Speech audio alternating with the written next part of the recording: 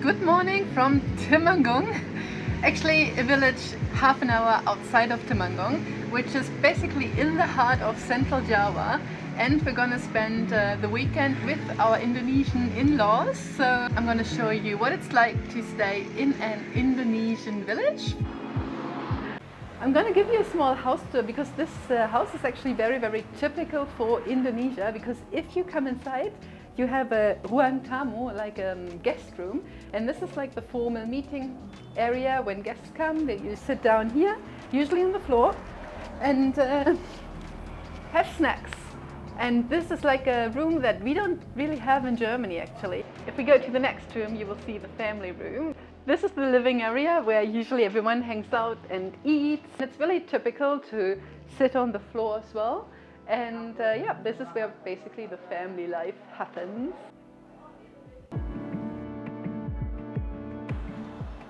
This is also something super typical. A lot of houses that are at a street, they have like a small kiosk, a small shop where, yeah, people are selling stuff. So here we have really the standard setup.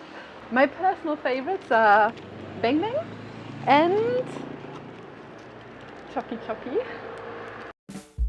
Now it's time for a little family outing, and I'll show you what you can do in and around Temanggung.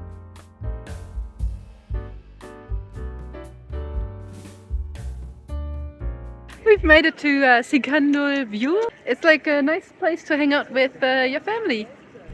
They have a really cool concept, which is kind of a mixture between a zoo, a cafe, a restaurant, and just some really nice photo spots and viewpoints. The price is about €1 per person. You can also purchase some carrots for the bunnies, which the kids and the bunnies really enjoyed. Behind us there's Mount Sumbing. It's an inactive volcano, so no need to worry. Not like Mount Merapi last time. The food selection at the restaurant though wasn't really what we were looking for, so my sister-in-law proposed going to this amazing restaurant, which I can highly recommend. It's lunchtime and we're having mie ayam and bakso. It's about €1.50 per portion, and juices for 70 cents, like this wonderful dragon fruit juice. The food and drinks were a clear 10 out of 10, and especially the mie ayam was absolutely delicious. This is like the most typical thing. That is kerupuk. This one, that is Indonesian snack. Sayang, where are we going? Where I'm going back to home.